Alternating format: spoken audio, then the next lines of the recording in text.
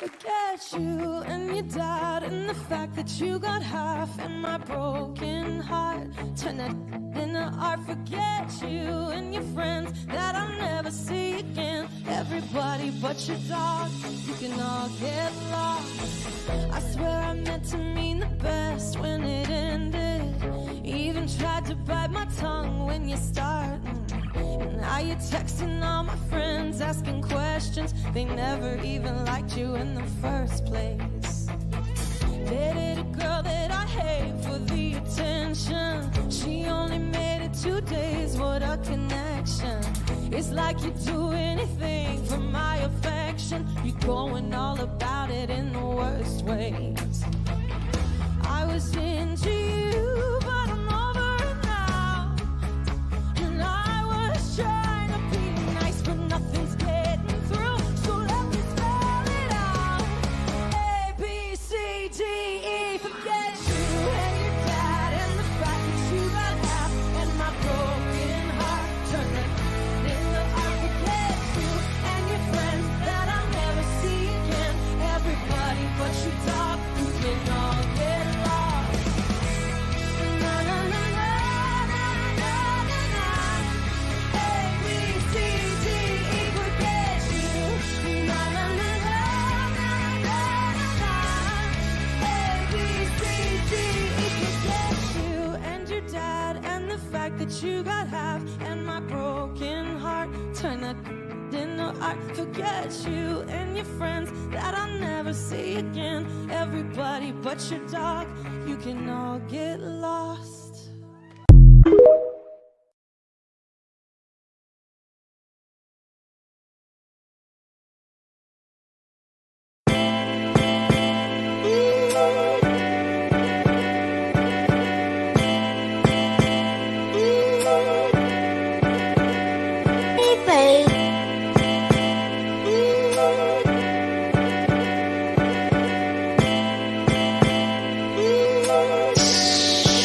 Cooking soda, babe.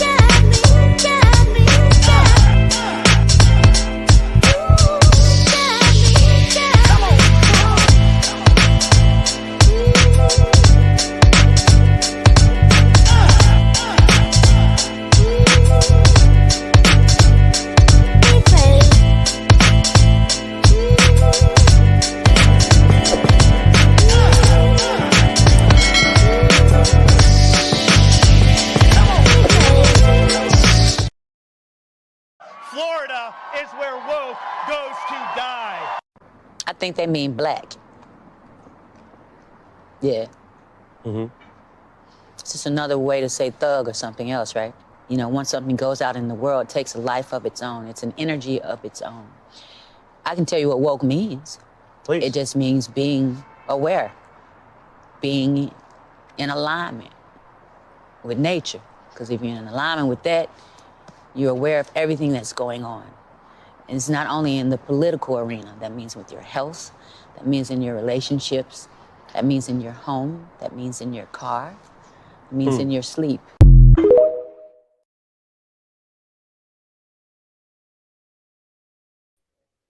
Well. Good evening, good evening, good evening. Thank you for joining me here for Conversations with Taz for the Sunday Sit-Down. And you all know what the biggest headlines are of this week and what's transpired over the weekend. But of course, we're going to get into it with a little bit more nuance and a whole lot more history. Now, there's one particular story we did not get a chance to get to on Friday that I had to save for the start. And I need y'all to pay close attention because this is how y'all are hurting your kids. Big time. I the asshole for having a dress code in my home? I, 34F, have 2 kids. May, 14F, and Levi, 12 meters.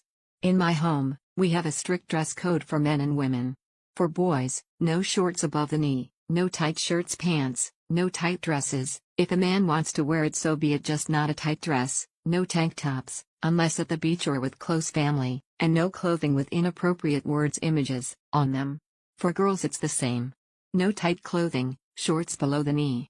Only difference is not to show too much cleavage. This dress code goes for anyone who lives in my home and comes into my home. That's how it's always been. The kid's dad, 36 meters, came over for a visit. We are divorced, but for the kids make it work. It's May's birthday today. As I was cutting up the cake for everyone, I hear, "Oh my God. Thank you, Dad." I come back into the room to find May, dancing on the table, holding a tight dress. A skin-tight, bright red dress, that shows her chest more than I'd like. The kid's dad knows how I feel about that, and knows why. As a child, basically from age 10 to 19, I was harassed by a man and a woman in a sexual manner. It was hell. I don't want my kids going through that. As a safety measure, I put the dress code into place. I didn't say anything in front of the kids, as I didn't want to embarrass May in front of her friends, mostly guys. I'm more than happy for her to have guy friends. We went outside to play and May put on the dress along with makeup her dad got for her. I'm very good friends with one of May's friends' dad and was talking to him, and noticed his kid staring at May. Keep in mind this kid is 15. I excused myself, and went to talk to my ex. I explained to him how I did not approve of that clothing in my house, and wouldn't like him to encourage him buying her things like that to wear outside. She's 14, not an adult. He got mad and started arguing with me. We are both dead set on our ways and ended up making a huge scene at the party. I said to my ex I won't have my kid stared at and harassed like I was. Don't encourage her to dress like a SLT. I was very angry, but my anger turned into guilt and embarrassment when I saw her face. She ran inside crying and the party was ruined. I was an ass for saying that, but it's the truth. I don't want her dressing like that. But my ex told me to stop with the dress code and let her dress how she wants. Am I the asshole?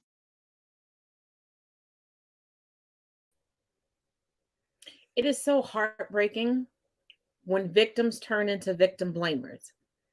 This woman doesn't realize she's putting the onus on her children. No tank tops for anybody. No, they have to dress accordingly to make sure nobody is looking at them.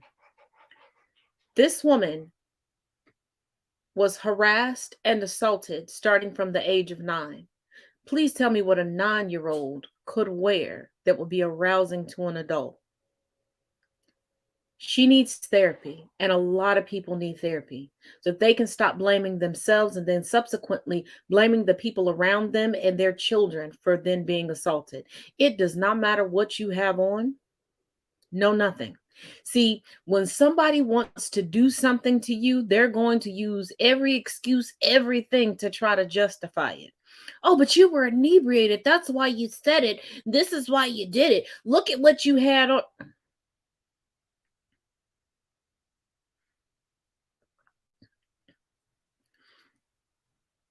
But a man can go to a nude beach. And what's the percentage of a man being assaulted by another man? Or by a woman, for that fact, or non-binary individual? Are you catching on to what the problem really is? I understand full well being gawked at, looked at, sexualized at an early age. That does not mean you blame yourself or you put the onus on children for adults to keep themselves in check. No different than the church. Oh, let me not, you know what? Fuck that. I don't never hold back. There's somebody mad at me now because I criticized the church and I criticized one particular church. I don't care. When people say, oh, don't be a stumbling block for this person. I, as an individual, can be a stumbling block for no one else. They are a stumbling block for themselves. And speaking of stumbling blocks, we haven't gotten an update on the passport bros in a while. Let's get into them before we get into this political tea. Boy, it just keeps getting worse for these passport bros. So the passport bro has been arrested. As you see, americano ataca garota de programa, se masturba na frente de PM y tenta robar pistola. So we're going to make sense of all this, okay? Their movement has been falling apart. Now, you know, as you guys know, their leader has now denounced them. So let's dig into what this means, y'all. So, I was able to get that translated through Instagram, of course. Instagram has the auto translator. Shout out to IG for that. And as you see here, what it says is a 29-year-old American software engineer was arrested this Wednesday, which would be March 29th, 2023. So this is very recent. In the Rio Vermelho neighborhood in Salvador after a program girl. You see what they did there? I like what y'all did there, Brazil. I'm not going to use any other term other than program girl from this point on. Straight like that. It's a program girl. That's it. That's all. That's the post. So it says, after a program girl called the police because she did not receive payment for the job. The man is originally, so he ain't want to pay the program girl. The man is originally from Pennsylvania in the United States and was working in the Bahia capital through home office about 1 year ago on a tourist visa. He lived in a luxury building in Rio Vermelho with his girlfriend, who was Brazilian. So he had a girlfriend and he still was paying for program girls. Damn, that is nuts. That is insane. Paying for program girls while you have a girlfriend is insanity. A military police car passing by the site heard the report of the program girl, and officers called officers from the Red River police station to be able to escort them to the apartment of the American. According to the Bahia TV, the man was under the influence of substances and ended up assaulting the female companion. So he ended up assaulting her. You know what I'm saying? Who called the police, who had the police there on her behalf. The American came to hold from the officer. So he tried to take the officer's pistol and choked his chicken in front of the officers inside the apartment. Family, this is crazy. Hold on. So this is the dude right there. This is a picture directly from the news article. And this is the dude right there. These passport bros have become unhinged. Unhinged, y'all. They don't know what to do. It all fell down. And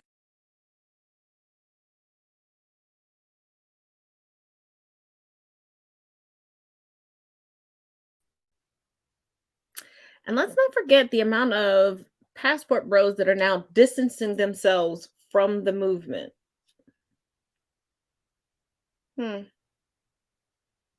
My thing is, if you're saying that westernized women but still don't have a good grasp of what encapsulates the Western Hemisphere, but we can talk about that later, are all about your money and getting your money, why are you going to other countries to use your money to get women?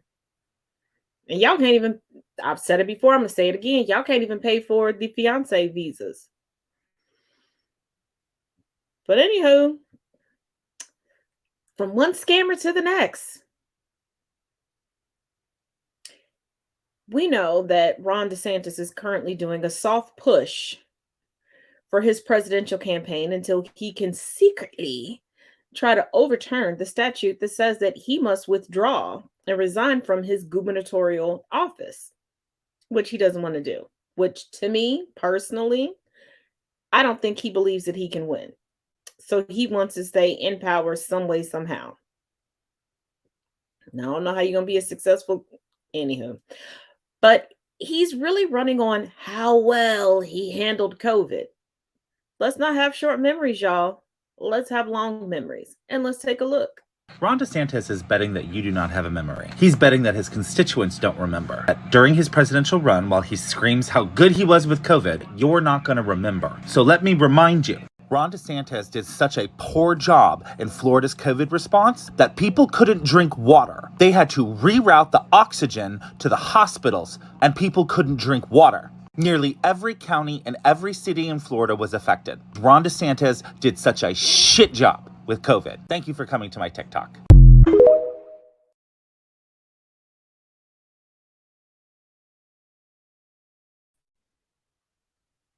Now, I remember this because there were a lot of people so kerfluffled all over social media because they didn't realize that water was needed to dispense oxygen.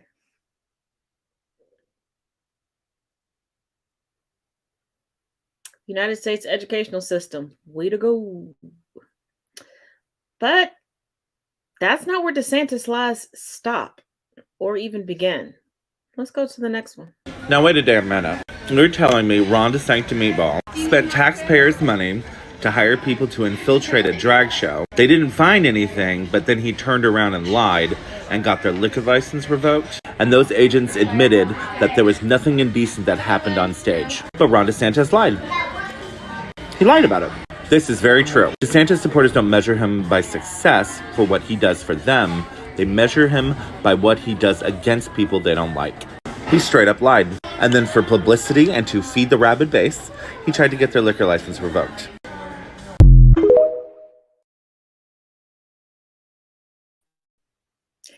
How people are quantifying the success of DeSantis is the same way you see the ultra MAGA cult members quantifying the success of Trump.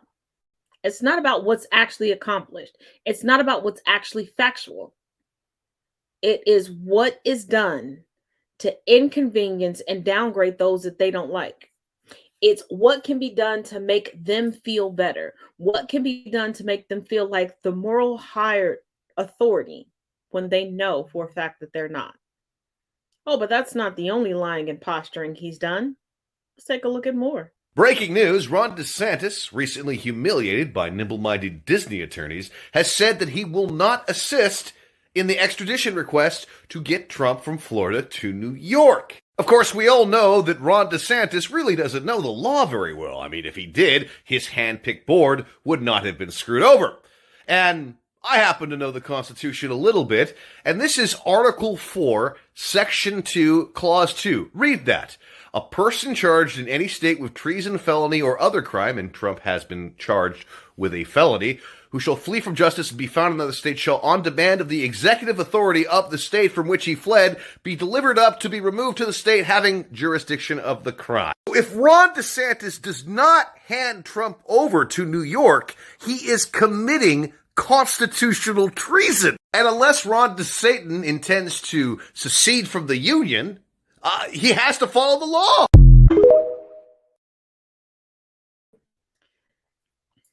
Let me break something down for you regarding Ron DeSantis and all of these other Trump sycophants that are coming out before the indictment has been unsealed and putting out all these things and claiming what they're going to do and they're not going to do. Their greatest fear is that Trump will attack them. Say he gets cleared of everything. Or he's like Spiro Agnew, who we'll talk about later, who takes a plea and ends up just paying a fine and gets unsupervised probation.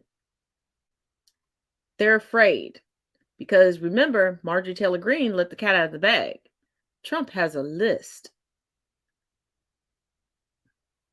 They're afraid of that. Why do you think so many of them were so close to tears when the indictment came down? And there were even some Freudian slips that happened because, you know, when you get impassioned, the truth comes out. But let's continue with the DeSantis news.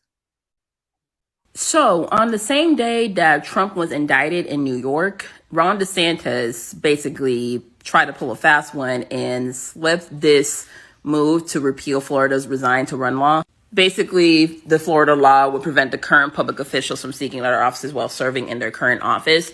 So basically, Ron DeSantis, who's currently a senator in Florida, he's trying to repeal this so that way he can run for president since he's a Florida resident. Now, we know Trump is probably going to go to prison, but basically, if he repeals this, or if he doesn't repeal it, I'm guessing it'll prevent Trump from running for office again if he's a Florida resident.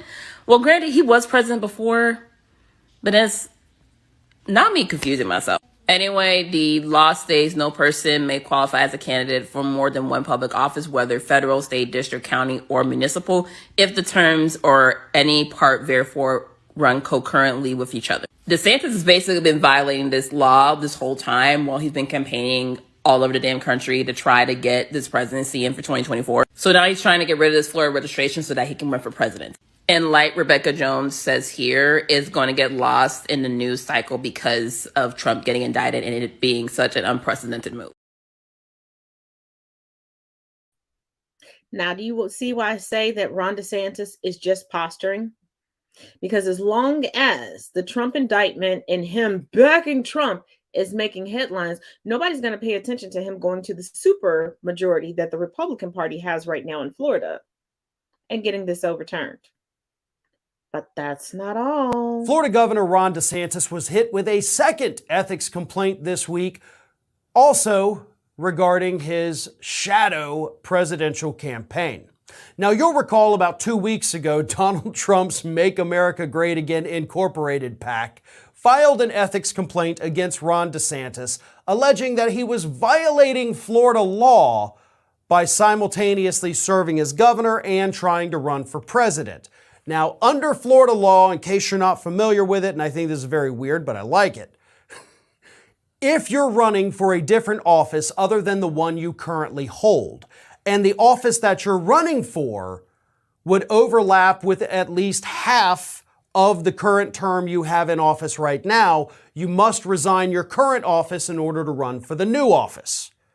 Now, the Trump campaign filed their ethics complaint and said, hey, listen, he's clearly running for president. He has to resign under Florida law.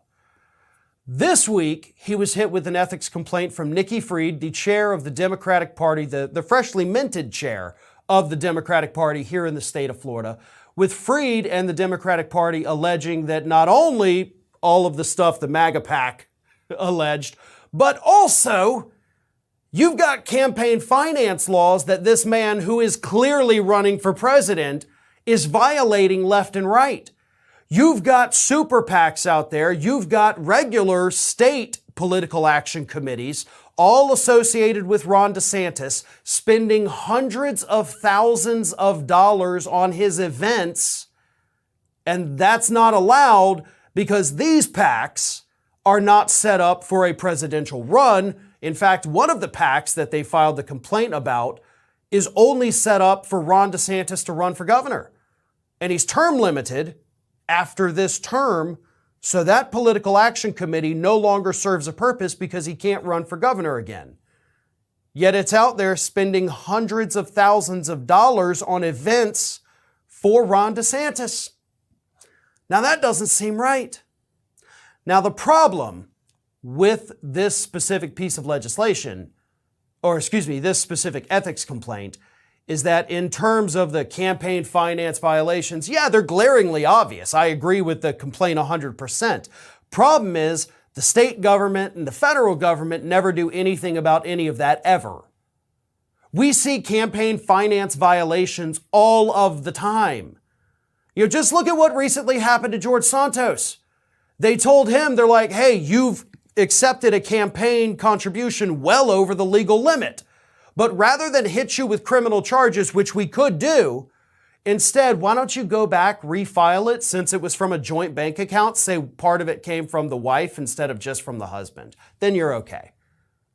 So not only are we not prosecuting these people, the very agency that's supposed to be enforcing the laws is giving them advice on how to skirt the laws. So while I agree 100% with this complaint filed by the Florida Democratic Party, I like it. I think they should have filed it. Yeah. But do I think anything is going to happen with it? Nope.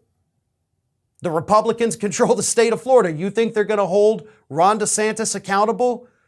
You think with that other MAGA complaint, they're going to force Ron DeSantis to resign? Hell no.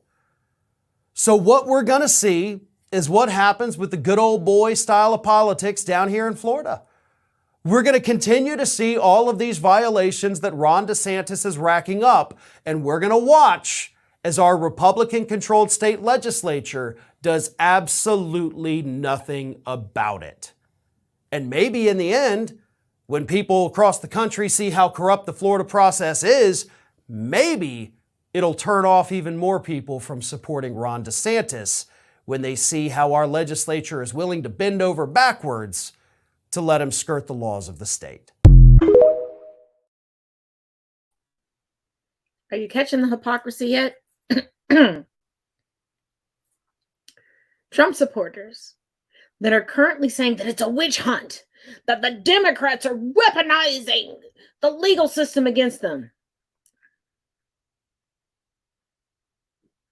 But we forgot how Trump had his own former fixer prosecuted and imprisoned while he was in office. But I digress. So it's okay for them to file against Ron DeSantis, and it's okay for Ron DeSantis to skirt against all of the rules.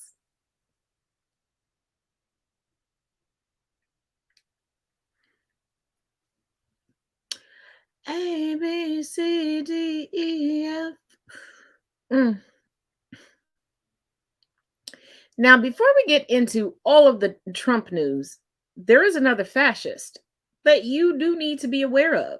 Because while everybody else is snatching the big headlines, he doesn't care. He is silently and slowly doing the same thing that they are and happy to be out of the headlines because he's just increasing his sycophant pool. Take a look. So I just want to point out that every time I mention this man's name, my video gets suppressed. However, he's been doing everything, and I mean everything, that Greg Abbott and Ron DeSantis has been doing. Just a little quieter. He's been banning books, been taking the ability for teachers to teach away, banning CRT even though it's not being taught, has a slew of people that have been under him that have been charged and indicted on multiple different felonies, and now he's going after voting rights as well. If y'all can help me out and please just boost this, because VA really needs to know what's going on in their state. It's absolutely insane. You know what I mean? Millions of dollars in school funding has come up missing. Racist writing all over the schools, popping up everywhere. It's really bad. Parents being arrested.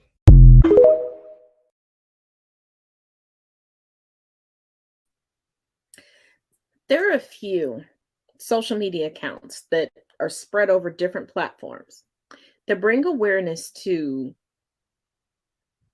certain supporters saying that they want to go back to the 50s and 60s. And when asked about the civil rights movement, they're like, yeah, we want to go back to before the civil rights movement. And they're showing it to you in their face. What did the great, iconic, legendary Maya Angelou say? When they show you who they are, believe them. Stop giving excuses. Stop extending grace. Stop just willy-nilly doling out forgiveness to people, because once again, I'm going to keep saying this till I have no more breath in my body. Forgiveness is not for you. You've been indoctrinated into that. It's for the other person. It absolves them of accountability because they never have to atone for it. And you good Christians, your good book says you must reveal what you have done, not repeat what you have done, and request repentance. That is just to get forgiveness for Jesus, and you are not supposed to be above Jesus. So who are you to be out here just doling out forgiveness?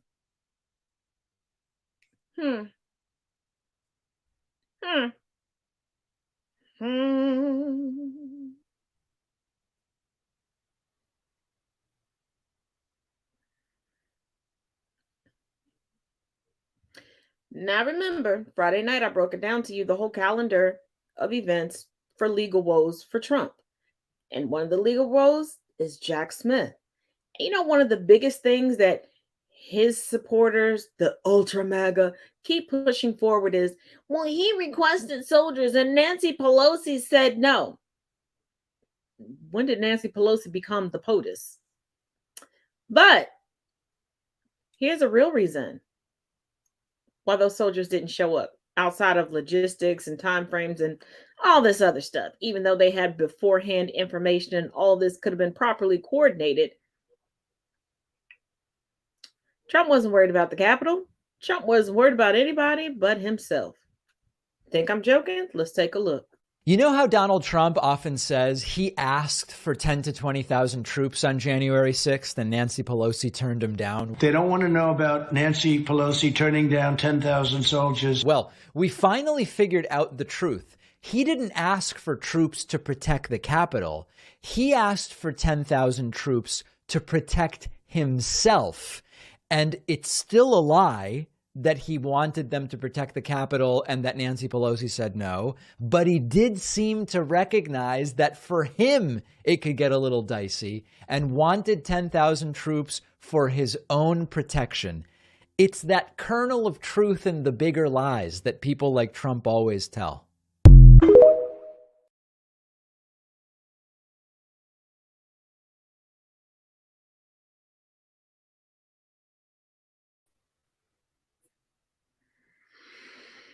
Now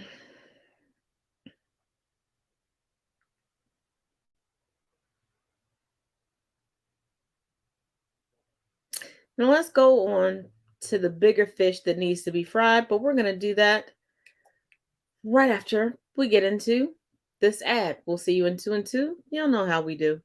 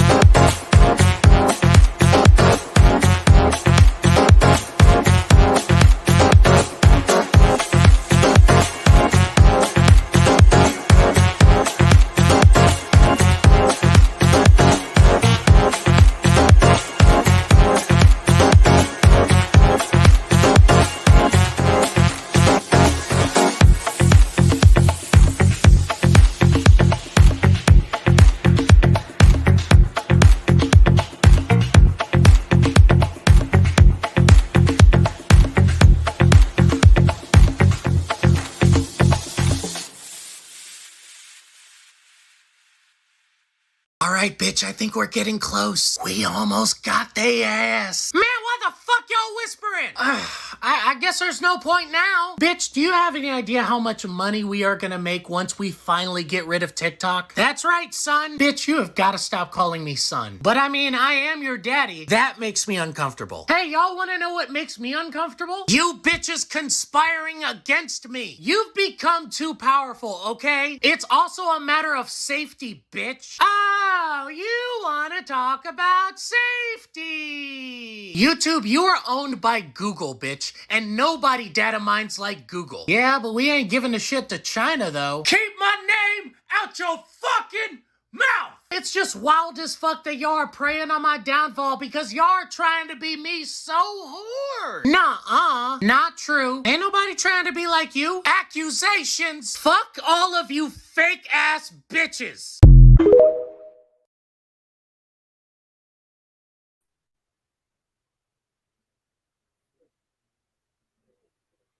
Well, well, well. Let's check in on the Nashville shooting and see why they are pushing so hard to remind everybody that it was a member of the trans community that was involved in the shooting, as if anybody cares. A bad person is a bad person. And they're not really pushing that good guy with a gun scenario anymore. I wonder. Well, now we know why one of the reasons why they're pushing this whole he was trans narrative. One, the church that the school was affiliated with were hiring child predators and hiding them for years. The school staff was armed. Didn't stop the bad guy with the gun. There goes their entire fucking narrative. Is Ted Cruz going to talk about this? Nope. They're just going to keep reminding you that the shooter was a member of the trans community. And they're going to bring up other individuals that claim to be a part of the trans community after they were successfully brought in alive, when their manifestos say the polar opposite. But before we get into this presidential history and more Trump news and the Trump indictment news, let's follow up on the Afro Man case from a duo of attorneys. Police officers are suing Afro Man. Yes, that Afro Man. It all started last August when police raided Afro Man's home on suspicion of drug trafficking and kidnapping. The search yielded nothing and no charges were actually filed. During the search, police broke Afro Man's door and showed a particular interest in some lemon pound cake left on the kitchen counter. Afro Man responded by making songs titled Will You Help Me Repair My Door and an entire album called Lemon Pound Cake. They found no kidnapping victims, just some lemon pound cake. His music videos feature images of police that he and his wife captured during the raid, both from cell phones and security camera footage. And he's also made t-shirts with the faces of the police on them. Police responded by filing a lawsuit against him, where they unrelatedly spelled TikTok wrong and claimed things like invasion of privacy, ironic, and the unauthorized use of someone's likeness. The invasion of privacy claim likely won't work because there's no reasonable expectation of privacy in someone else's home. But the other claim is tricky. Although you are generally free to record people in public or where there's no expectation of privacy, you can't always use their image if you're profiting on it. For example, Pepsi can't find you out in public drinking a Pepsi, take a photo of it, and place you in an ad without your consent. Afro Man definitely is profiting off of these images. His music videos with the police in them have some of his highest view counts. But there's an exception. If you use someone's image for news or political purposes, you don't need their consent. This is how you see stuff like B-roll footage of people in the news. So, the question is Afro Man's use of police in his music videos or on t-shirts considered news or something of political value? Afro Man would say yes. He was bringing newsworthy attention to a wrongful raid of his home and using music to offer a political critique of police practices. While police would argue that his whole point was to profit and to gain publicity. Very tricky subject where lines can blur, so we'll see what the court says.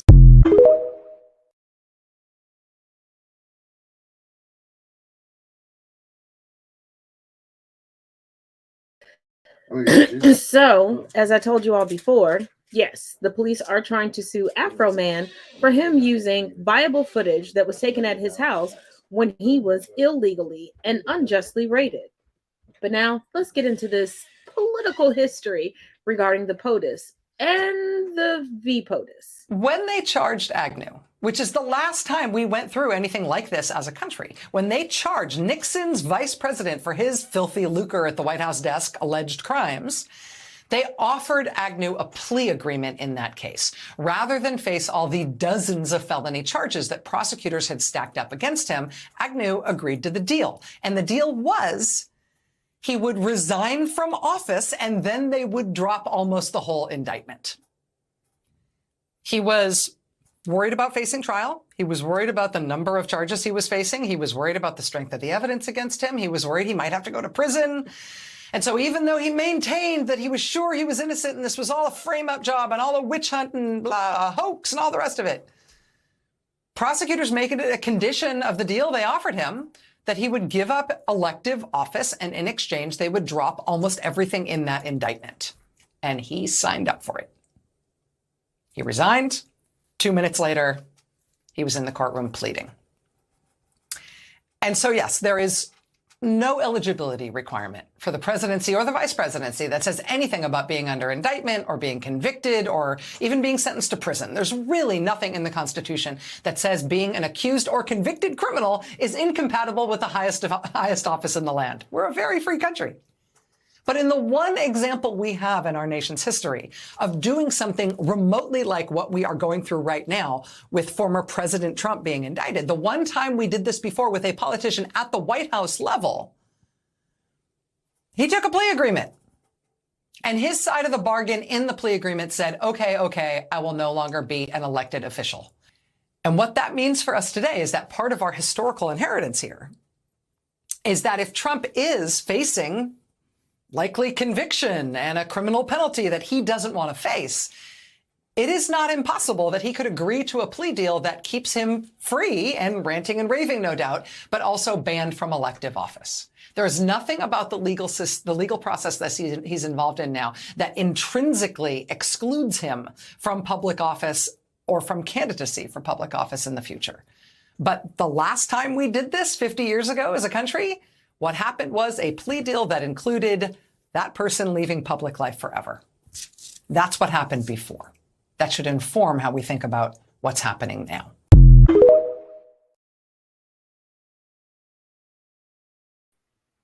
Now I love Rachel Maddow, but let's dig a little bit deeper.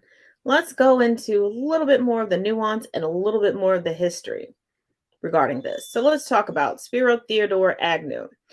November 9th, 1918 to September 17th, 1996. He was a Republican, but don't take too much credence into that because the Republicans censured him quite a few times and the Democrats couldn't stand him. He was pissing everybody off. He was the second vice president to resign. The first was John C. Calhoun. We're going to get back to him later. And he resigned in 1832. But keep in mind that year.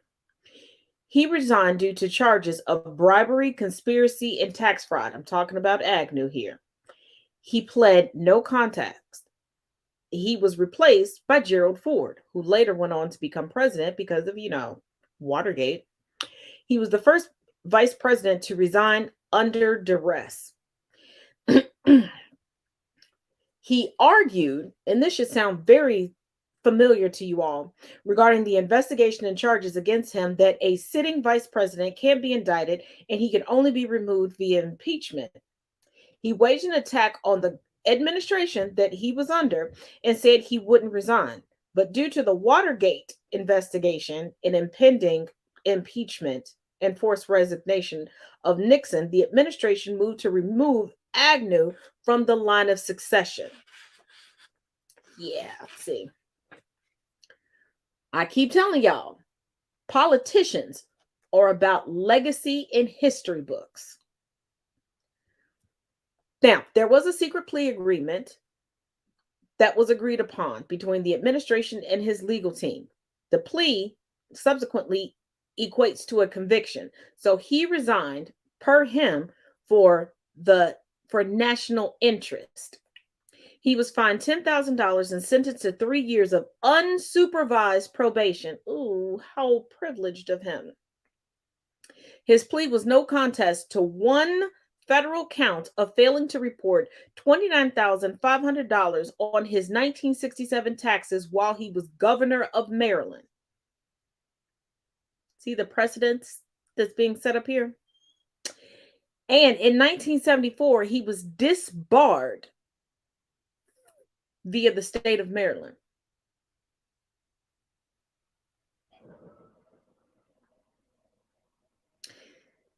See, he agreed to that plea. Keep in mind that Trump and Trump's legal team has already said that they're not going to agree to a plea, even though the indictment is still sealed until he is processed, aka booked, on Tuesday afternoon, after the lunch hour of the court system, which is estimated to be after 2 p.m. Eastern Standard Time. Now let's circle back to John C. Calhoun. 3/18/1782 to 3/31/1850. He resigned December 28th, 1832, and he was a part of the Nullifier Party, which is a party that he started. This party was pro-states' rights. Does that sound familiar? Pro-slavery and pro-nullifying federal laws. He resigned in order to run for the 1844 presidential election. He didn't get enough support, so he quit. And even though he began the Nullifier Party, He was trying to run for POTUS as a Democrat. See, the people will eventually step up and do what the people need to do. This man was staunchly pro-slavery. That the second president that he was VP to, and I'm talking about Calhoun, they did not get along.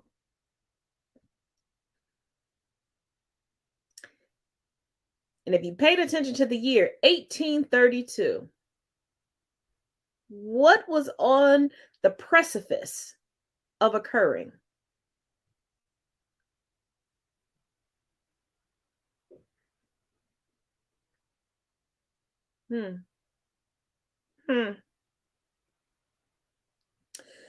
So the resignation of Spiro Agnew wasn't just about him no longer holding public office. They removed him from the secession, because if they didn't, would we have had a President Gerald Ford?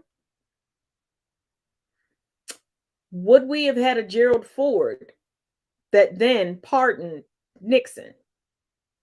Because Nixon didn't pardon Agnew.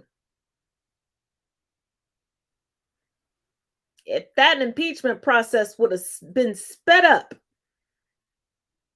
how differently would history have been?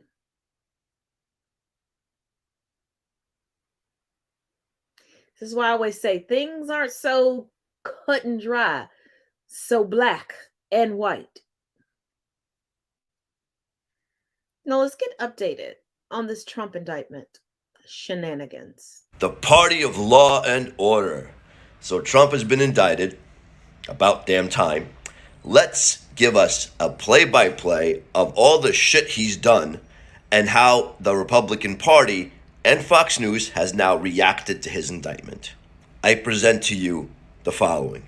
In what universe is it possible that an American president has his campaign chairman arrested, that's Paul Manafort, and his deputy campaign chairman arrested, that's Rick Gates, and his campaign manager arrested, Steve Bannon, and his national security advisor arrested, that's Mike Flynn, and his personal lawyer arrested, that's Michael Cohen, and his longtime political advisor arrested, that's Roger Stone, and his campaign foreign policy advisor arrested, that's George Papadopoulos, and his inaugural chairman arrested, that's Tom Barrack, just arrested today, his inaugural vice chairman arrested, Elliot Brody, his private company indicted, the Trump Organization. The chief financial officer of his private company arrested, Alan Weisselberg.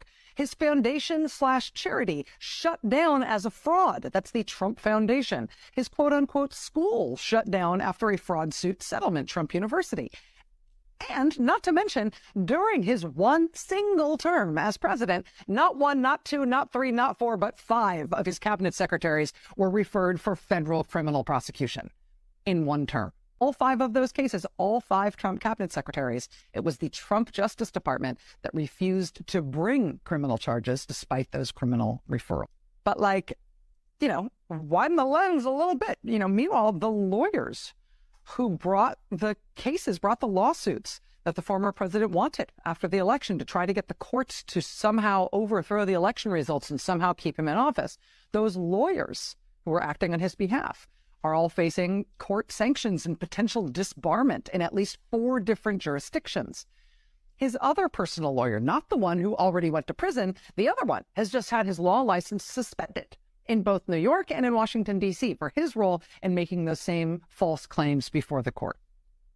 Oh, and he himself was impeached twice, that's a record, and he's personally facing a criminal investigation under Georgia state law for interfering with elections officials in that state. We're also awaiting a potential second round of indictments derived from these allegations of a years-long multi-million-dollar criminal tax fraud scheme that's already led to the indictment of his company that bears his name and its longtime CFO. Give the president some money to fight this bullshit. Looking a little emotional. I feel the same way. My heart is broken. I had some tears in my eyes. If there's a mugshot of Donald Trump, it'll be in dorm rooms and on T-shirts. He is an OG, right? If they give me, he is a badass if he's got a mugshot. The Bill of Rights is gone. By 2025, we are going to be at war. We'll have a currency collapse, and we will live in a virtual police state. Colonization of the American criminal justice system. The type that we normally associate with the Soviet Union. It's like Stalin's purges. Almost feels like they're pushing the population to react. Basically, it's one party hunting another. It is a war on conservatism in MAGA. They want you to strike out. People better be careful, and that's all I'll say about that. But whether you like Mr. Trump or you do not like him, it is both fair play and relevant, and it is starting to feel important to remember that our politics broadly is absolutely full of public officials, current and former public officials, both parties, neither party, every state in the union. We are full of current and former public officials who have been charged with all kinds of crimes and convicted of everything imaginable. Members of Congress and senators and governors, even a serving attorney general like these guys, but also state legislators, big city mayors, statewide elected officials, cabinet officials, White House officials. It happens. It happens all the time. And while that's bad, well, it turns out we've had a lot of crooks in public office. That doesn't feel great. What's good about it is that we know how to deal with it when it happens.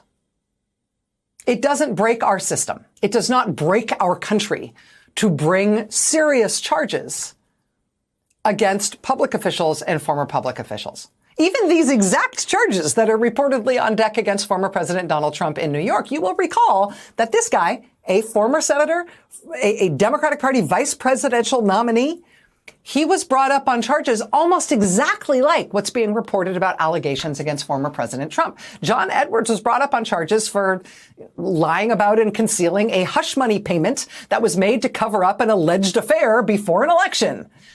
Those exact charges were brought against a Democratic vice presidential nominee and former senator. And you know what? You forgot about it because the country wasn't exactly rocked to its foundations. Another serving vice president went up against a 40-count felony indictment for crimes committed while he was in office. With him, they forced him to resign his office as part of a plea deal in federal criminal court. I did a podcast and a book about it, and it blew everybody's mind because we'd completely forgotten about it.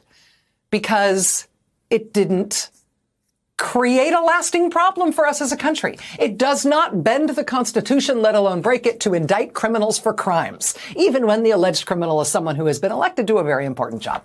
It is run-of-the-mill public corruption law enforcement in this country, and we do it all the time. And there is no reason why a former president should be magically immune from the same legal system that just in the past 3 years has put handcuffs on at least 13 state senators, 17 state representatives, 1 serving congressman, 1 former congressman, the Delaware state auditor, the North Carolina Republican Party chair, the insurance commissioner of Georgia, and too many city councilors, aldermen, county executives, and mayors to count. It happens all the time. It really does not have to be the end of the world. And anybody telling you that if there is an indictment of this particular former public official, there will be a protest like you've never seen before. There will be civil war. There will be an unstoppable uprising among his supporters and violence and all the rest. Anybody telling you that that is the consequence of him being potentially indicted, well, that person may be wishing for that, but there's no reason that something like that is inevitable. This is not something coming up that is extraneous to our system that we need to invent something new to contend with. The bottom line here is that prosecuting public officials and former public officials, it happens all the time in the United States of America. And it never engenders violence. And it never endangers the country. And it doesn't require our legal system to be fundamentally rethought or dismantled. Unless someone wants to try to gin that up. And that is what we are contending with now, with this particular former public official.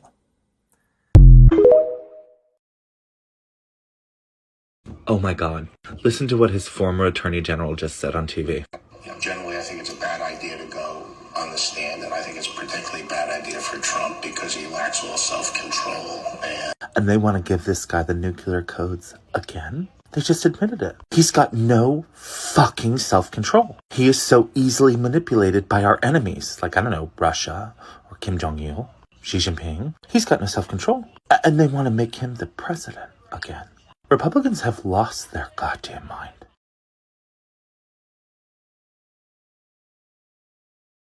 Having something to do with paying some Stormy Daniels woman $130,000, I mean, which is going to turn out to be perfectly legal. That money was not campaign money. Sorry, I'm giving you a fact now that you don't know. It's not campaign money. No campaign finance violation. So they funneled it through the law firm. Funneled through the law firm, and the president repaid it. Oh, I didn't know he did. Yep. There's no campaign finance law. Zero. So the president. Just like Sean. So this decision was made by. Everybody was nervous about this from the very beginning. I wasn't. I knew how much money Donald Trump put into that campaign. I said, 130,000. He's going to do a couple of checks for 130,000. When I heard Cohen's retainer of 35,000, when he was doing no work for the president, I said, but that's how he's repaying. That's how he's repaying it, with a little profit and a little margin for paying taxes for Michael. But do you know the president didn't know about this? I believe that's what he didn't Michael know about said. the specifics of it, as far as I know. But he did know about the general arrangement that Michael would take care of things like this, like I take care of things like this for my clients.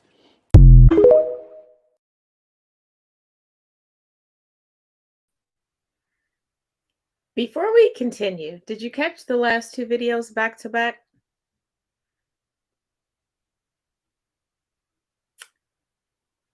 And how they just snitched on Trump?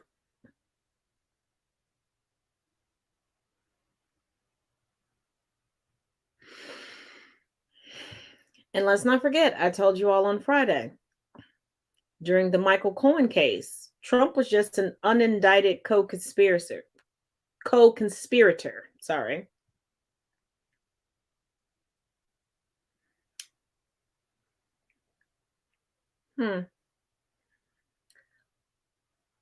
But as I keep telling y'all, the more they try to lie, just like everybody who tries to perpetuate a lie, the truth slips out. Let's keep going. So angry Trump supporters have been going after the Manhattan DA's office and have swamped them with hundreds of calls spewing racial slurs and parroting Trump's talking points. I mean, folks, that is the Trump effect. The DA's office is receiving racial slurs. They also received a package with a mysterious white powder with a death threat attached to it. That is after Donald Trump basically told his protesters to go after them. Donald Trump knew this would happen and he did it anyway. I would even go as far to say that he wants things like this to happen. I've said something in a number of videos, and now I'm going to spell it out for you. If you think Donald Trump didn't do anything wrong, that means you think Michael Cohen didn't do anything wrong. You can't have it both ways. You can't defend Donald Trump by saying Michael Cohen is a liar and a felon. Michael Cohen wasn't just charged with lying to Congress. He pled guilty to a bunch of stuff. This is everything he was charged with. Now, check this out. Making an excessive campaign contribution. What does that mean? When he paid off Stormy Daniels and Karen McDougal at the direction of Donald Trump, he did it in order to influence the election. Its principal purpose, as understood by those involved, including Cohen, was to suppress Woman One's story so as to prevent it from influencing the election. That is essentially a campaign contribution. Now, what's wrong with that? Well, the Federal Election Campaign Act of 1971 regulates the influence of money on politics. Individual contributions were limited to $2,700 per election. On June 16, 2015, individual one, Donald Trump, began his presidential campaign. How do we know that Donald Trump told Michael Cohen to make these payments? Because Michael Cohen taped the conversations. So I'm all over that. And I spoke to Alan about it when it comes time for the financing, which will be... Listen, what financing? We'll have to pay you. So I'll pay the cash. No. I got... And on the tape, Donald Trump says, pay them in cash. Now, why would Donald Trump want to pay them in cash? because he was trying to avoid this situation. Michael Cohen got the money. He did a shell corporation. He, gave them the money. And then what he did was he billed the Trump organization pursuant to the retainer agreement, kindly remit payment for services rendered. That was not for legal services rendered. That was reimbursement. The reimbursement checks, disguised as legal fees, totaled more than what he had paid. So they gave him more, like, good job. You did a great job, buddy. So then Donald Trump is falsifying all of his financial documents. Now, you can sit back at this point and say, well, that's just a misdemeanor. Yeah, true. It is a misdemeanor unless you're doing it to cover up a felony. And then those become felonies. Oops. So we'll find out Tuesday because it hasn't been unsealed. We don't know what he's being charged with. But like I said, you can't shit on Michael Cohen as a reason why Donald Trump is innocent. You sure about that? You sure about that? You sure about that? Right here, what we're seeing here just plays into what many people are saying is the weaponization of the legal system to attack a political adversary and really to advance a political agenda. That's the way Republicans are seeing it, and they are doubling down on this. That's how they see it. That's the narrative. That's how they say it. Are those the facts? No. If they were, every one of those Republican politicians needs to be asked this. What did you say when Michael Cohen was prosecuted for the same crime? You know who prosecuted Michael Cohen? Not a partisan DA in New York. The Trump Justice Department, the Trump-selected U.S. Attorney for the Southern District of New York. The Trump administration indicted Mr. Cohen for the same operative facts. Indicted him, convicted him with a guilty plea, and incarcerated him. Now they're squealing like a pig stuck under a gate. But if there is one system of justice, if you're going to indict Bonnie, you got to indict Clyde. Now, I'm not a big fan of this case, actually. Right. I'm not. I think it's far more consequential what he's alleged to have done wrong in Georgia, allegedly pressuring people to overturn the election. Far more consequential what he's alleged to have done at Mar-a-Lago, stealing classified documents, including nuclear secrets. Far more consequential the January 6th allegations of inciting an insurrection. Far more consequential what the Mueller report has, obstruction of justice. So I'm not that big a fan of this case. But by golly, if all those distinguished Republican politicians had said the same thing when the same case was brought against Michael Cohen by the Trump administration, they'd have a little credibility. What's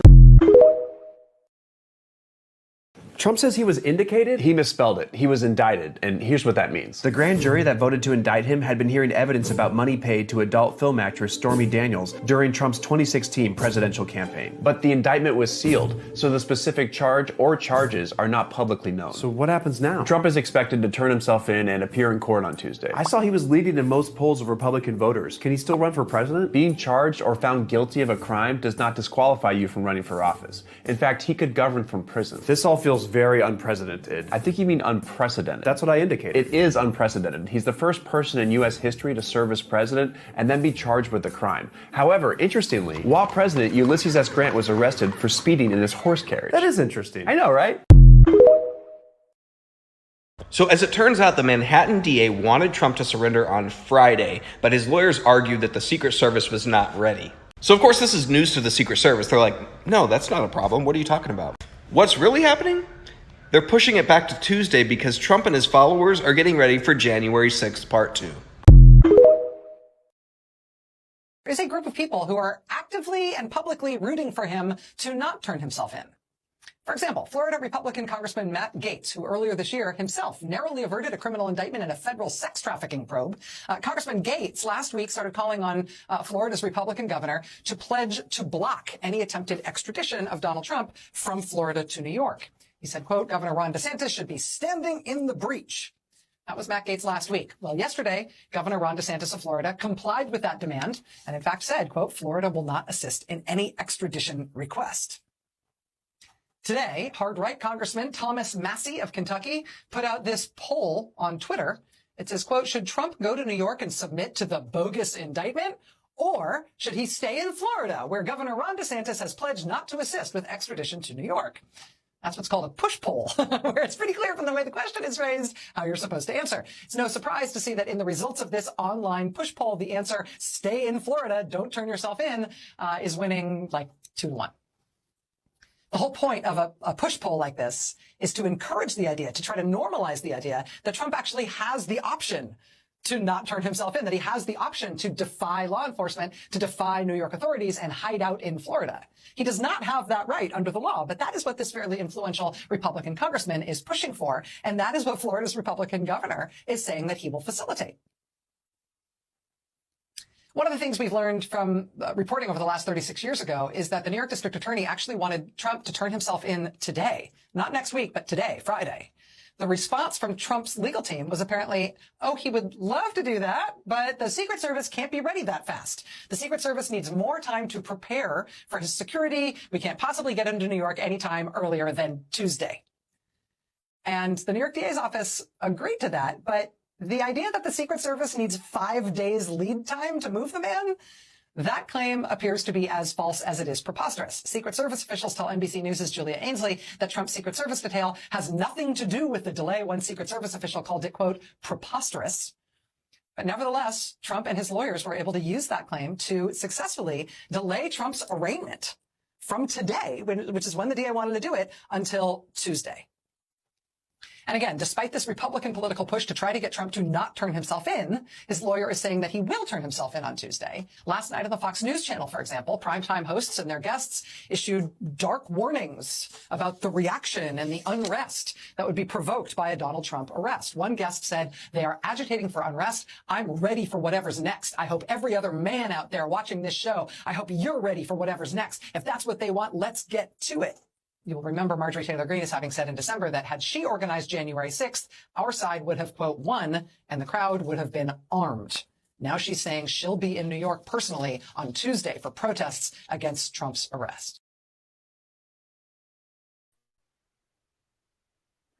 More posturing upon posturing. But let's get into the facts, okay? Let's break this down. And yes, of course, I have my handy-dandy notebook. So, there are some experts that are saying that the mugshot of Trump will not be released. They're worrisome that his camp would release the mugshot to rile up his base for fundraising, things like that. There are other experts that are saying that he won't have a mugshot taken at all. We're not about to break the law like that. There will be no trials at this court on Tuesday. Just regular schmegular stuff. And he's supposed to be, it's rumored that he'll be processed after lunch, will be approximately after 2 p.m. Eastern Standard Time.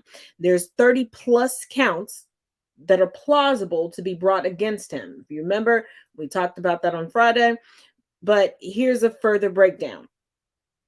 It's looking like, because remember, the indictment is still sealed. So this is just all speculation and what it looks like. There are 11 separate payments that have been made. So that would be 11 separate business entries that were falsified, which would, on the bare minimum side, be 33 counts. Now, the payments alone would be a Class E felony within New York is the lowest felony for falsifying the documents. Also, felonies within New York carry a 5-year statute of limitations, but that statute of limitations can be paused, like if you have an ongoing investigation, etc. And it seems like this investigation has been going on since the whole Stormy Daniels thing first broke to all of us, which would not exceed the statute of limitations, because this has actually gone through more than just Alvin Bragg's being the district attorney. There was a previous district attorney that was already working on this. Let us not forget. Now, the scary part of all of this is that there are online chats that are hinting at violence towards the DA, the judge, and the potential jurors, and they're calling for the juror information to be made public right off the bat. We know that's a no-no. It's not about to happen. And the big question on everybody's mind is, will the Karen McDougal payment be included. Oh, yes, honey. It wasn't just Stormy Daniels, but there's a woman named Karen McDougal that was paid off too. And the focus, as it seems, allegedly, seems to be how the payments were made and not to who the payments were made. So everybody, they're like, this isn't going to stick because they didn't call Stormy in. They didn't call Karen in. It seems like they don't care who the payments went to. Because remember, Stormy already took Trump to court. And then Michael Cohen was indicted for the same thing.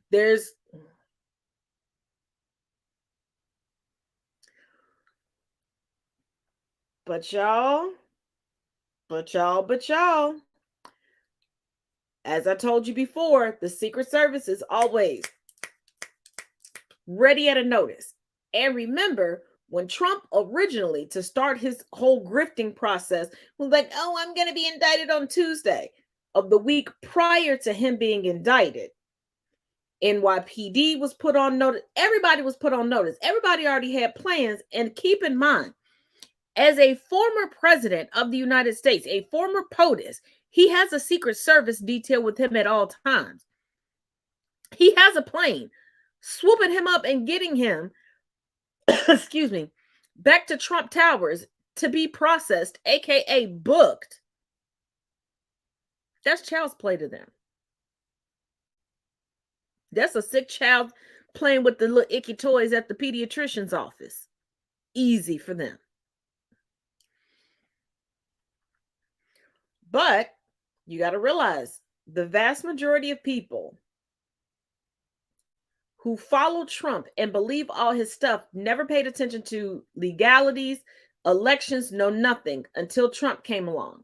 This is why they're always so loud and so wrong, yet so confident and so unwilling to research anything. But baby, that's not the only Trump news.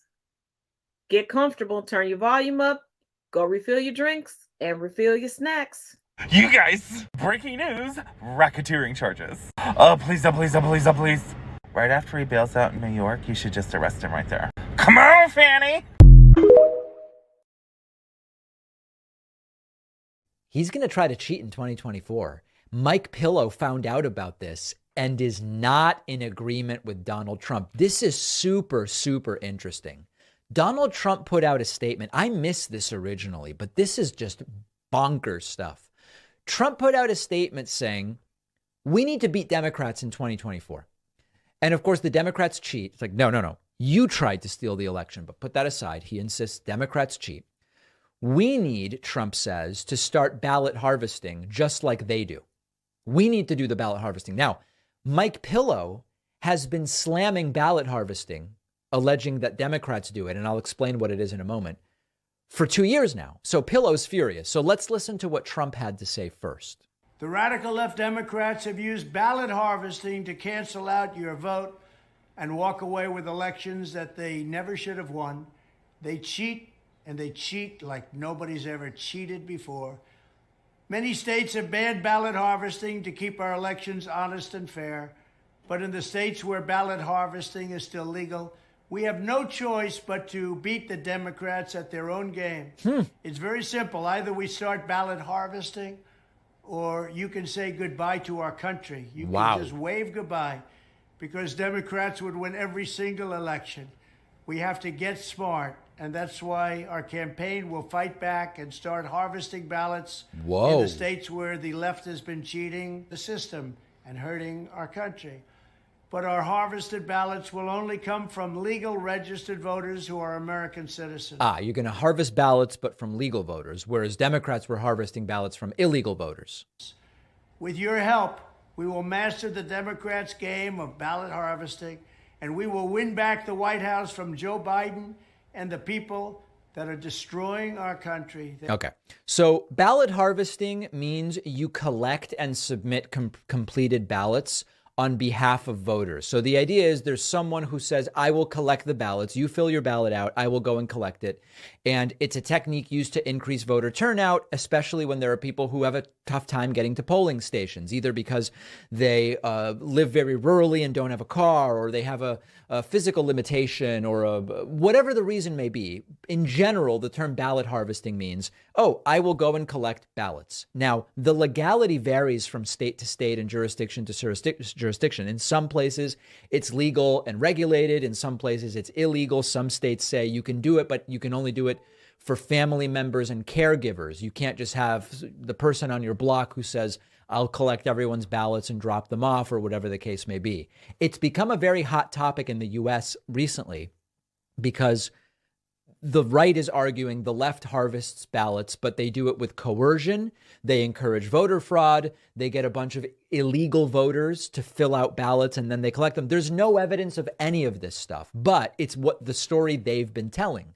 So Trump saying we should do it puts Mike Pillow in sort of a strange position. And Mike Pillow says, I spoke to Trump about this.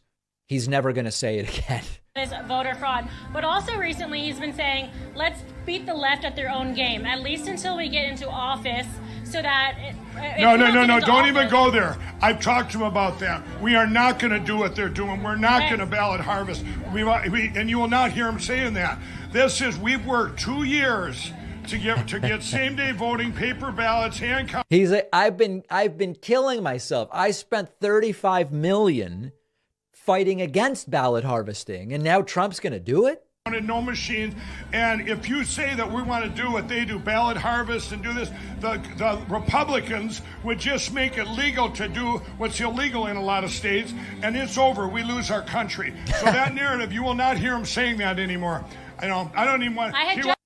Yeah, Pillow didn't even really want to talk about it. So Pillow says, no. I heard about that. I went to Trump. We're not going to be talking about that anymore. We can't really do it. So this is obviously fascinating, and it doesn't seem totally clear to me whether Donald Trump understands. The issue is less about, obviously, any kind of ballot collection, regardless of the state or jurisdiction, you can only collect legal ballots. Like if you somehow, again, imagine the scenarios they dream up. If you somehow find 10,000 blank ballots and bring them to people who aren't registered to vote. I guess you have to find 10,000 undocumented immigrants who, of course, they're going to live all over the place, and you're going to drive around distributing ballots to undocumented immigrants and then picking them up. Obviously, that's illegal because the voters aren't legal registered voters. The collection is what's at issue. In some places, anyone can collect ballots for others. In other places, it's limited to family or caregivers. There are different rules in different places.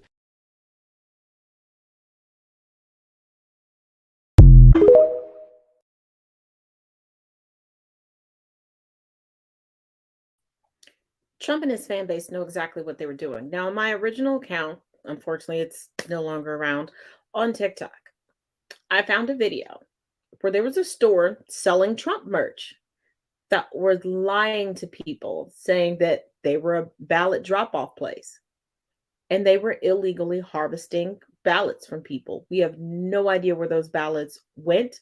We have no idea who those ballots were for, if they ever made it into the hands of the proper authorities. Nothing. He knows exactly what he's doing because he knows he's not popular. He wasn't even popular in his home state, in his home city. New York State, nor New York City liked him. Why do you think he was so quick when he got out of office to not go back to New York? Why do you think he's living Motel 6 style in Mar-a-Lago? He knows he's not popular.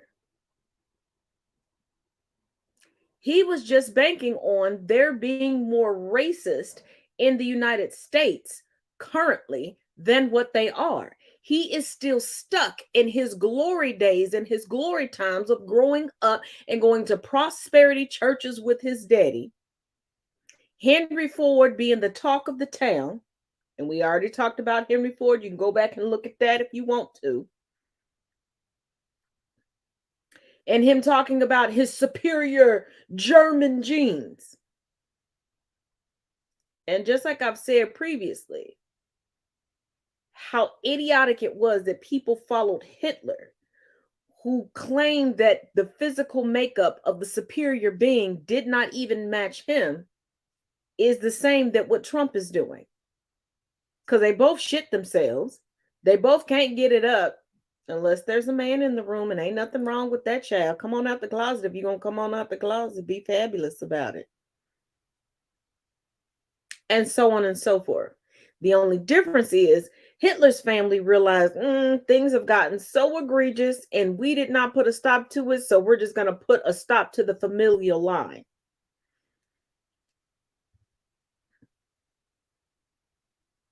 But wait,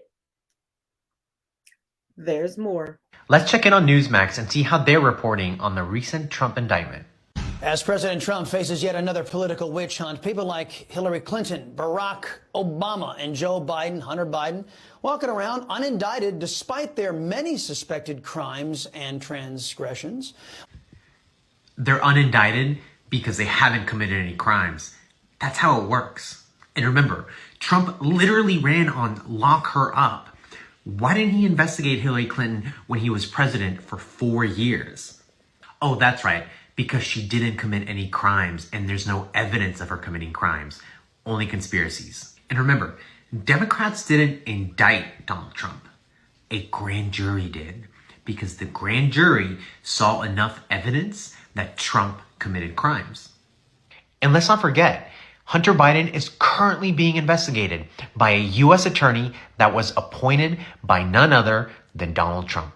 Now, Joe Biden, he could have absolutely removed that U.S. attorney, but he didn't, because he didn't want to interfere with the investigation into his son, Hunter. Now, if it turns out in this investigation that Hunter Biden broke the law, now stay with me here, he should be indicted. Because that's how the rule of law works. When you break the law, you're held accountable, regardless of who you are.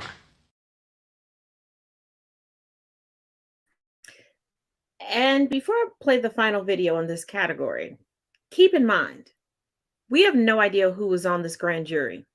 We have no idea what their political affiliations are, if they even have political affiliations, because, shocker, there are people who do not identify with any political party.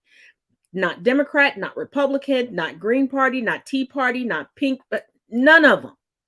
They don't identify with the party. There are people who actually do independent research. There are people that are like, oh, I just like this person. There are people that vote like they pick their March Madness choices. They're like, oh, I like their smile. Oh, I like this outfit. Because that's what you can do in a democratic republic. That's what you have the right to do. So saying that this is a politically motivated witch hunt, no. What Trump was attempting to do while he was in office is, if he was a Führer, was politically motivated. And the people that are like, oh, I got a problem with this, this is a witch hunt, didn't have a problem with the actual witch hunts when they were happening. See, these are the descendants of those from Salem.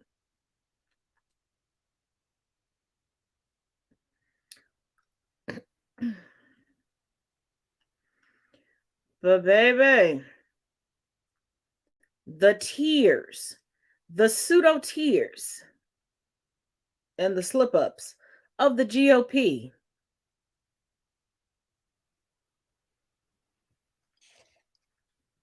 They're delicious. There is Senator Lindsey Graham of South Carolina, who was on television last night begging people for money. They're trying to destroy Donald Trump because they fear him at the ballot box. To the conservatives out there, make sure you vote. If you got friends, make sure they vote. If you don't have any friends, go make some friends. But you need to help this man, Donald J. Trump, They're trying to drain him dry. He spent more money on lawyers than most people spend on campaigns. They're trying to bleed him dry. DonaldJTrump.com. Go tonight. Give the president some money to fight this. Joe, I was going to say Lindsey Graham was dispatched to do that, but they don't even have to get the order anymore. They know their job is to run out on TV and to raise money. We go back to this again, Joe. Donald Trump so constantly hustles his supporters for money. Is he a billionaire or is he not? The legal fee should be a rounding error in his checking account, but he's constantly hustling his own supporters for money to pay his legal bills. And again, he's always lying to his supporters to get them to give him money for something else, and then he spends it on his legal fees. But I gotta say, looking at that was Rev. You know, I always talk about the Jim and Tammy Faye Baker approach to politics, scamming people like my grandmother out of their Social Security checks, $25 here, $50 there. I'm going to say that Lindsey Graham moment, he's tearing up. Lindsey knows what a bad man Donald Trump is. Lindsey's the one who said that if we make him our nominee, he will destroy the Republican Party, and we deserve it. But Lindsey almost crying there. Almost, yes, please give. That reminded me of Oral Roberts climbing up into his tower back in the 80s saying, give me $3 million or I'm not coming down from this tower. I mean, he did. He said he was going to lose his life. He said he was going to die. Yeah. Give me $3 million or I'm going to die up here in this tower. But the thing is, just like Kevin McCarthy knows what a bad man Donald Trump is. He says it privately to anybody who will listen. Then he goes out and he's willing to throw America's judicial system under the bus. And Lindsey Graham there crying like Oral Roberts on top of his tower going, give us more money. I mean, how much money has Donald Trump raised off of the big lie? How much money has he raised for legal fees already? No, it shows really how low they can go. But I think what this indictment does is expose the best and the worst in American politics in the 21st century. The worst being that they are out there like some snake oilmen trying to sell some bad goods to their followers to support something that not only is clearly been decided to be something that they would criminally charge, but something that they don't even know what the evidence is. We haven't even unsealed the indictment yet. But the best of America is that the country shows it will hold its former heads of states accountable and that there is no one above the law. So I think we need to try to, in the moment we're in, look at the good and the bad. As a civil rights activist, I look at the fact that you have a black man whose great-grandfather had no rights anyone was bound to respect, could indict the former most powerful person in this country. That gives me hope that this country is evolving amidst all of what we're going through in terms of the trauma of the moment.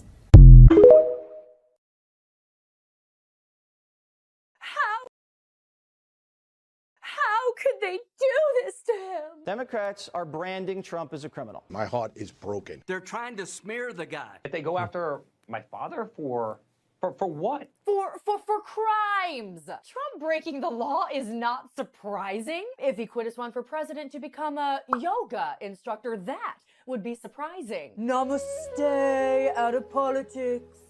Somehow, Republicans just can't believe that the guy who was sued by the Justice Department in the 70s for refusing to rent to black people, settled fraud claims for his bogus university, stole kids' cancer charity money. They can't believe that guy might not be on the up and up. He's been involved in 4,000 lawsuits in the last 30 years. That's one every 3 days. Some people don't even take a shit every 3 days. He's surrounded himself with criminals. His lawyer went to prison. His CFO is in prison. And while it's not illegal to cheat with an adult film star, it's shady as hell coming from the second coming of God. Listen, there's only one honest reaction to Trump being indicted. Oh, there's a big surprise!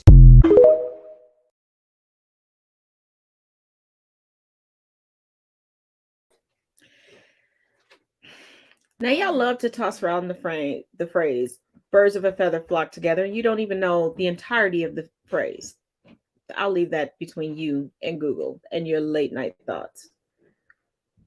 But how is everyone else being indicted, convicted, and put in prison for the same crimes that Trump is finally being held accountable for? Make it make sense.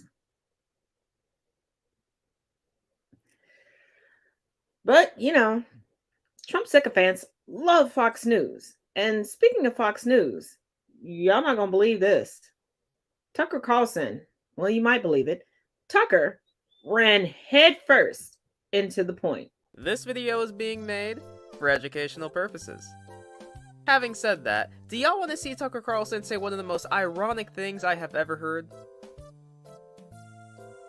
Of course you do. See, I was on Twitter and this tweet came across my timeline with a video attached to it. I refuse to spoil anything, so without further ado, let's go ahead and play the video.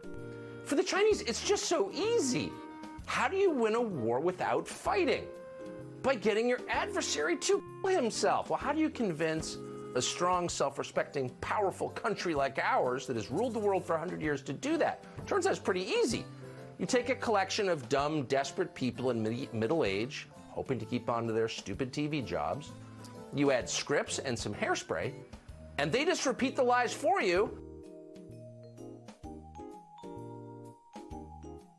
Not only did he describe himself, he described all of Fox News. It's clips like this that make me second and third guess whether or not I can really take Tucker Carlson seriously. Like, if he actually means what he says. Obviously, I've said this in other videos, but there's the lawsuit right now with the minion voting systems. They've basically exposed Fox News for just outright lying to their viewers regarding Trump and the 2020 election and the fact that they all don't actually really like Trump. They're just kind of saying it because they know it's what their fans want to hear. So I'm curious, does Tucker Carlson, he has to know what he's saying, right? There's no way he's actually that thick in the head, right? I mean, don't get me wrong, he does have a big head, but it's not that thick, is it? I don't know. I thought that clip was interesting. He is so close to... Tucker knows what he's saying. He's trying to distance himself to continue to be the authority that his fan base will continue to watch. Because remember, Fox News watchers are approximately 1% of the entirety of the population. So yeah, he needs that. And just to add a little insult to the Trump injury, there was an individual that was being interviewed on Fox News that slipped up, had a Freudian slip, if you will, or maybe a fraudulent slip, and called Trump President Fraud. See, it's not just Fox News that knows that he's full of it. It's the entire GOP. But as always, thank you for watching. Make sure you check the links in the bio. Make sure you subscribe and hit the bell so that you can be updated on everything. And thank you for watching me tonight on the Sunday Sit Down. And we're going to get even more into some stuff tomorrow, honey, because I have an update on the Afghanistan Marine adoption, and I'm using that very loosely. The police drive hundreds of miles to kill a little girl's goat, and Marjorie Taylor Greene is up to some stuff, and we got some insurance news that you definitively need to hear about. But let's end this show on a positive note. There's a math equation that has not been able to be solved, and it has just now been solved. Black Girl Magic, y'all. Each one reach one, each one teach one. Pay attention. The mathematicians are shaking. 2 young black girls from New Orleans literally debunked a scientific math problem that has been impossible to solve for up to 2,000 years, and they did it. We absolutely have to talk about it. This is Kelsey Johnson and Nakia Jackson. They go to St. Mary's School in New Orleans. These 2 high school seniors have done literally the impossible, and they did it in front of a group of mathematicians and scientists from all over the world in Atlanta. They actually did it for this organization right here, the American Mathematical Society. They were the only high schoolers in the room, and they dragged it. Okay, let me explain to y'all what they did. Stay with me, okay? So they basically debunked the way you figure out Pythagorean theorem, okay? Pythagorean's theorem is a squared plus b squared equals c squared. It's normal trig, okay? It's normal trigonometry. And what it says is, you see these two sides, you see b and a? They're always going to equal the hypotenuse, which is the slide. They're always going to equal c. So what the young ladies did was, instead of taking the normal geometry for it, the normal circular geometry, they created another way to get the same answer. Do you see what I'm saying? Scientists for years believed that this theorem was basically solid, that there's no other way to get to this answer in that sort of way, debunking it. Not saying that it's not real, saying the girls basically said there's two ways to skin a goat, and they found the second way. And it's really incredible because they are the minds of the future. These young ladies are going to go to college and they're going to work on STEM. And we live in a today world where their theorem, these young ladies, it cannot be stolen from them. With social media, we know exactly who did it. Let me show y'all. This is the American Mathematical Society page if you want to dig deeper on what these ladies created. They basically created a law of sine, a law of cosine, if you will, of their own. And if you go to the website, you see, click on them, they're on there. So they're embedded in history at a very young age. This is also unprecedented news. And I know that some of the mathematicians, when I read it, seemed like they were kind of hating on them. Like, oh, there's other ways, but good job, girls. Like, no, ladies, if you can hear the sound of my voice, you did that. You definitely slayed it. I do not care. We are so proud of y'all. As a young black girl who absolutely loves science and everything science related, I hope that this story encourages young people, girls and guys and trans, don't matter. Anybody with the sound of my voice that's of color, please dip into some science. We as Africans created math, and don't you ever forget that.